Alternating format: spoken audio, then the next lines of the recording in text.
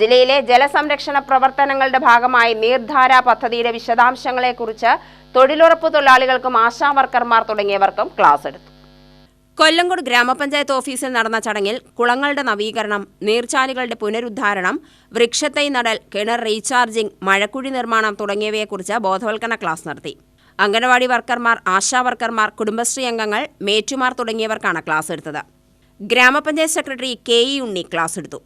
നമ്മൾ കൊല്ലങ്കോടുകാർക്ക് തൊഴിലുറപ്പ് പദ്ധതിയെ വേണ്ട, ഒരു പണിയും വേണ്ട എന്ന് തീരുമാനിച്ച എന്താണ്, ഇവിടെ തൊഴിലുറപ്പ് പദ്ധതി ഉണ്ടാവില്ല.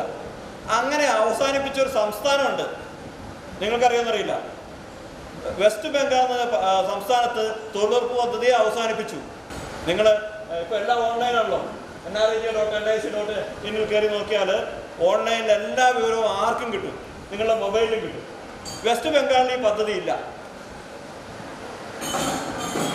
അവർക്ക് ഈ ന്യായമൊന്നും ചെയ്യാൻ പറ്റില്ല. ആർക്ക് നഷ്ടമായെന്ന് എനിക്കറിയില്ല, വീണ്ടും ബംഗാളികൾ കൊണ്ട് വരും. നമ്മളെ സംബന്ധിച്ചിടത്തോളം ഈ പദ്ധതി മുമ്പ് ഉള്ള ശക്തിയോടുകൂടി ആളുകൾ പണിക്ക് വരുന്നുണ്ടോ എനിക്ക് സംശയമുണ്ട്. കാരണം സമയത്തിന് പണി കിട്ടാത്തതുകൊണ്ട് ചിലപ്പോൾ വരാത്ത പ്രശ്നം ഉണ്ടാകും. പക്ഷേ എന്നാലും ഇപ്പോഴും കുറേ ആളുകൾ ഇതിനെ അടിസ്ഥാനമാക്കി ജീവിക്കുന്നുണ്ട്. അപ്പോൾ ആ ആളുകളെ നിരാശപ്പെടുത്താൻ നമ്മളെ കൊണ്ട് കഴിയില്ല.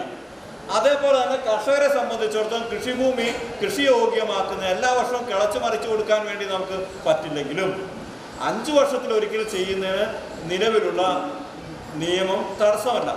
President K. സത്യപാൽ, ജനപ്രതിനിധികളായ Radhapazhanimala, R. Sivan, PC Unnikrishnan, PK Jayan, R. Devatha തുടങ്ങിയവർ സംസാരിച്ചു. UTV news, Palakkad.